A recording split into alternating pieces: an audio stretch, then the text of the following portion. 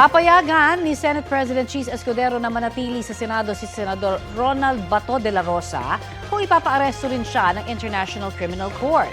Kaugnay po ito sa naging papel ni de la Rosa sa war on drugs noong siya'y hepe ng Davao City Police noong 2012 hanggang 2013 at PNP Chief noong 2016 hanggang 2018. Ayon kay Escudero, pwedeng manatili sa Senado si de la Rosa dahil sa anyay institutional courtesy. Pero may hangganan lamang. Sabi naman ng PNP, wala pa silang nabomonitor na bagong arrest warrant mula sa ICC. Handa raw silang magsilbi ng arrest warrant kung ipararaan din ito sa International Criminal Court Organization o Interpol. Basta ang sinasabi lang po, yung commitment lang po ng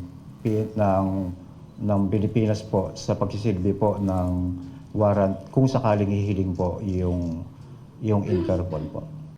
Hindi nakabase sa batas, pero nakabase sa tinatawag na institutional courtesy. Hindi papayagan ng Senadong arestuhin ang sinumang miyembro niya sa loob ng Senado. Lalo na kung merong sesyon.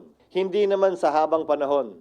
Hanggat mabigyan siya ng sapat na panahon na magkaroon ng linaw o pagpapasa yung kanyang judicial remedies.